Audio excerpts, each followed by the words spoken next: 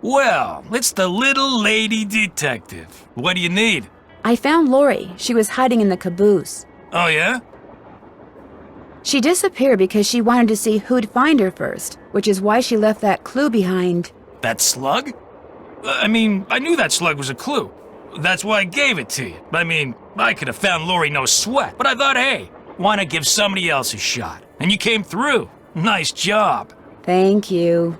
But look, from now on, if you come across anything that may have something to do with Jake Hurley in his mind, let me know, okay? Just so I can, give you advice, help you sort things out. After all, the opportunity to work side by side with a world-famous police detective doesn't come along every day, you know. What do you think happened to Jake Hurley? He probably died trying to work that mine of his all by himself. But I'll let you in on a secret. I'm onto something that could crack this case wide open. What did you find? Sorry, can't go into detail. Let's just say that thanks to yours truly, what happened to Jake Hurley won't be a mystery much longer. How did you and Lori meet? We met at a party in New York. Nice girl. Not a lot upstairs, but nice girl. She seems to have a thing for your eyes. Yeah, she always told me they were... I mean, she told me once that she thought they were very, brown. Do you think I could take a closer look at that cougar statue? What, that cigar clipper?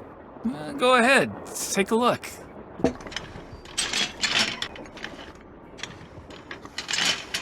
I'll bet I need this stone to build that thing in the diagram I found.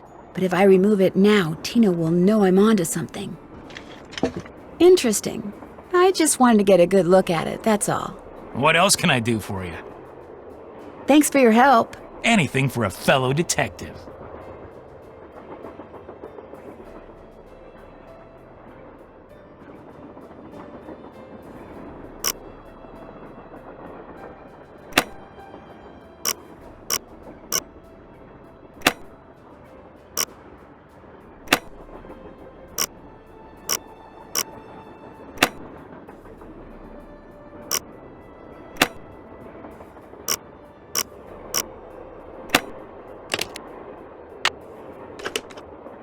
Wilson carbide and acetylene works.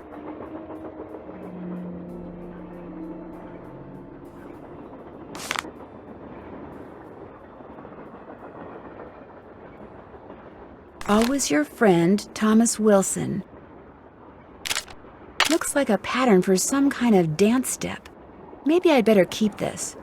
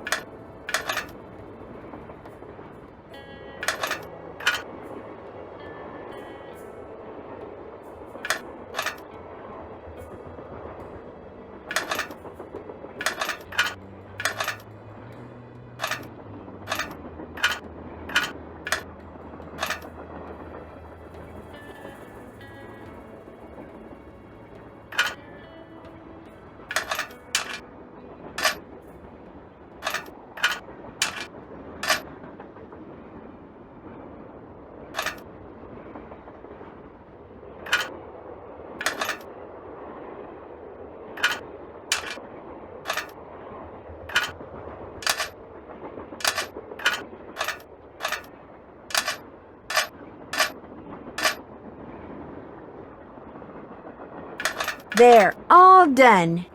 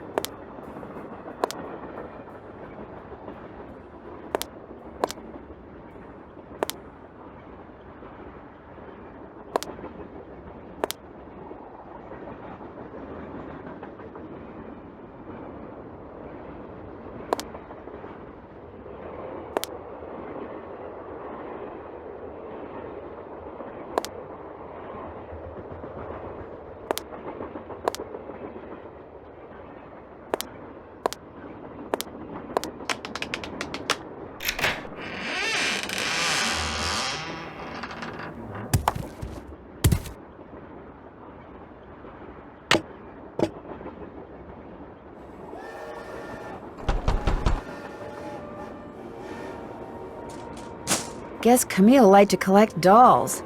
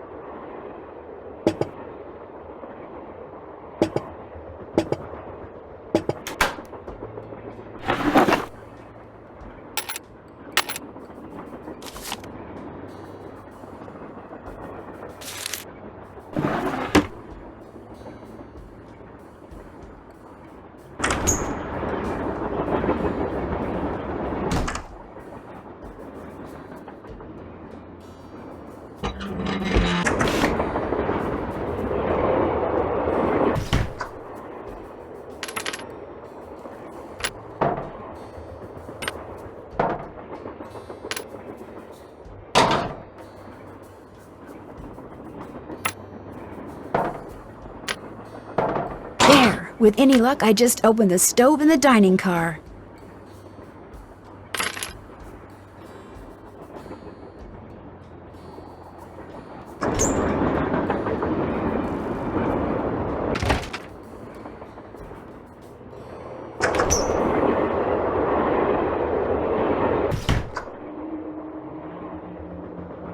What is that?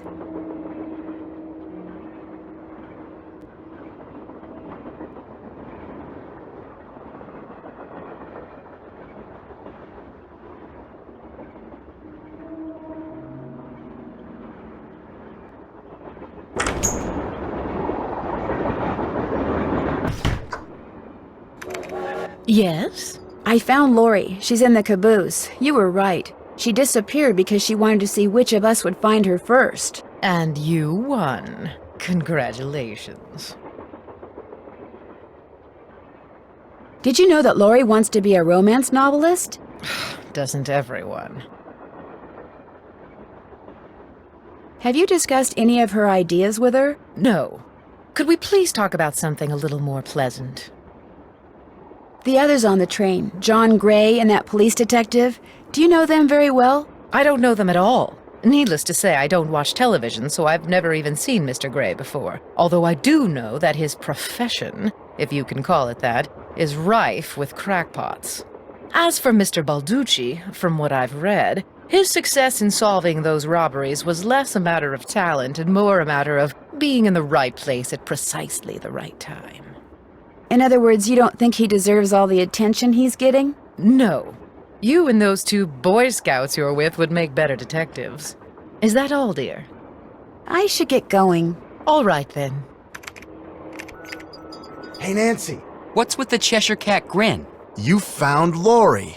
Yep, she's holed up in the caboose, and as a reward for finding her, she let me have this. It's a letter from Jake to his niece in which he leaves clues telling her how to find his mine. Only the clues are extremely obtuse. You found Lori, you got the letter with all the clues. Guess you don't need us anymore. Oh, Joe, quit pouting. Want any help? Are you kidding? You bet I do. Now you're talking. Balducci wants me to share everything I find out about Jake Hurley with him.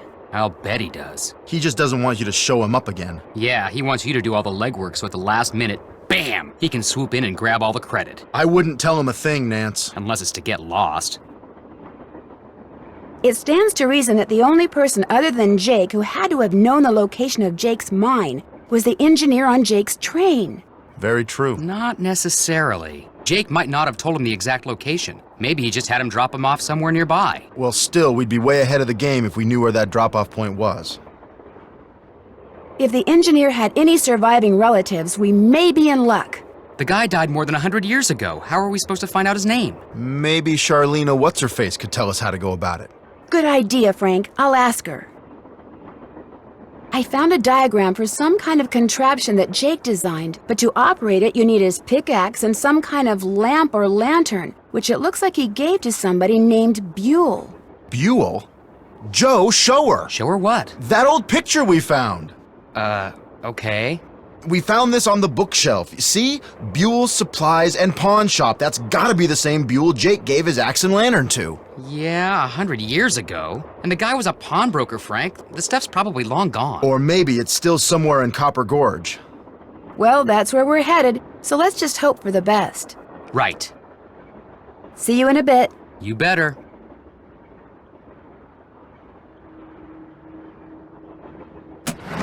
So, Lori pushed that button, slid the shelves open further, squeezed through, and disappeared. Very clever. More questions? How would I go about finding out the name of Jake's train engineer? If you're smart, you'd ask me. And because my work is going surprisingly well, during my next break, I'll log on to my archives at home and see what I can turn up. That'd be great, thank you. Whoever invented the cellular modem, that's whom you should thank, dear. I'll touch bases with you later. All right, then.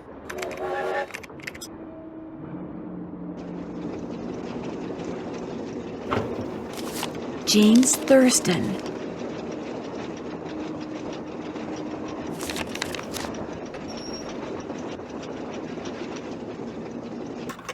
Engineer, this better be Miss Gerard. Well, actually... Forget it.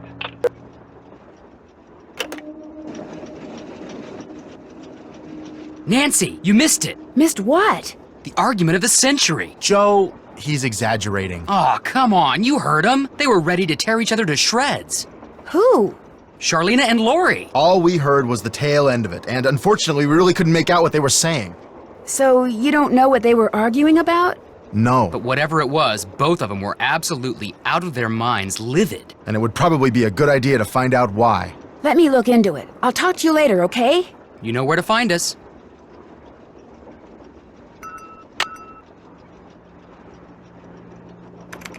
More questions? What were you and Lori arguing about earlier today? Lori and I? We weren't arguing. We were simply discussing a topic about which both of us are passionate, that's all. Were you discussing her wanting to be a romance novelist? No. And even if we were, that's really none of your business. I know that sounds harsh, but really, Nancy, eavesdropping is so tacky. Actually, it was Frank and Joe Hardy who overheard you. They said I should talk to you before they gave me all the gory details, but since you obviously don't want to tell me your side of the story, I'll just have to get the scoop from them. No, you don't have to do that. A storyline that Lori submitted to me found its way into my last book, despite the fact that she never received compensation for it. She's reading the book now, and when she got to that part, she freaked. You stole one of her ideas? She had no business sending me unsolicited material. But technically, yes.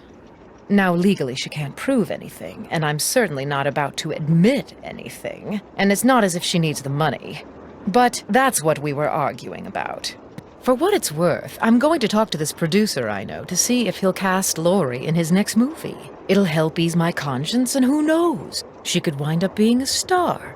I mean, she is blonde. Well, I'll let you go. All right, then. Hey, how's it going? I think I know the name of Jake Hurley's engineer. James Thurston.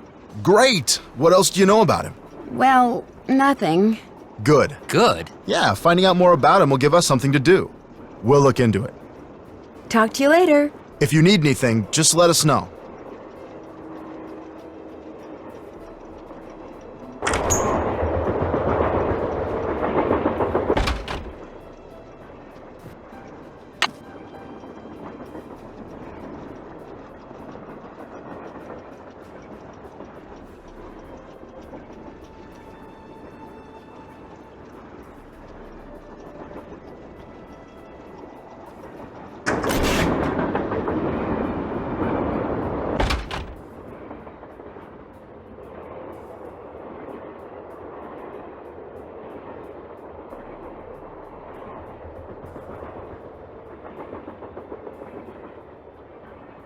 That tool I saw in the caboose. I bet that's what you used to unscrew these bolts.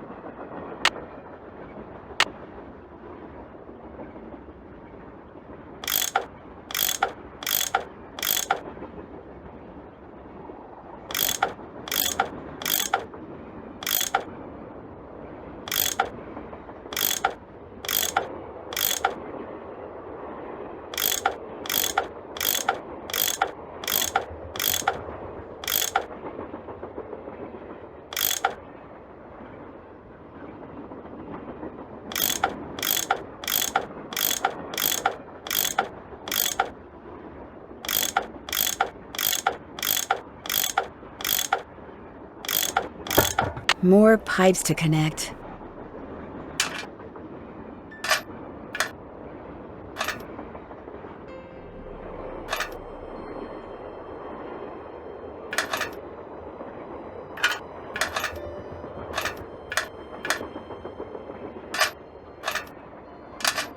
Here we go.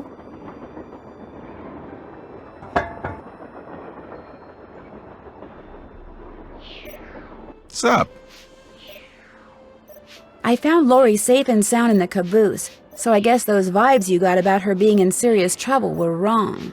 Strange. My vibes are never wrong. What's even stranger is I'm still getting them. So maybe they're not about Lori. Maybe they're about you. I'm confused. Are you a scientist or a psychic? I happen to be both. What's commonly referred to as psychic phenomena is all a matter of energy. Just because we don't know where that energy is generated or how to measure it yet, doesn't mean that it doesn't exist. Trust me, either you or Lori is, or soon will be, in big trouble. Could you be more specific? Unfortunately, no. I saw a bunch of weird glowing lights outside the window of the sleeping car. Really? Actually, I'm not surprised. Charlena said Jake Hurley used to see them too, only he attributed them to his dead wife, Camille. They're probably some form of piezoelectricity. See, my guess is quartz crystals in the ground are being compressed as the train passes over them, and the resulting voltage, called piezoelectricity, is manifesting itself as glowing lights, probably because of some quirk in the train's shape or in the composition of the metals used in its construction. It was custom built, remember. So it's a natural phenomenon, not a ghostly one? Take it from me, old Mother Nature was capable of some pretty scary stuff. I'll let you get back to work. Pleasure talking to you.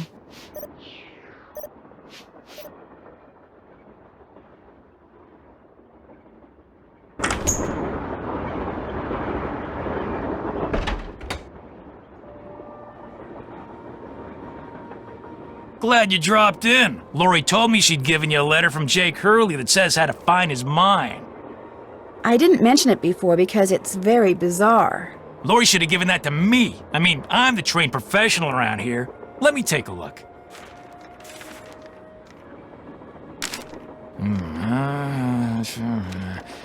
I've seen enough. 2 words. Useless. Those are just the rantings of a guy who spent way too much of his life swirling mud around in pans under the hot sun. 5-star nut job.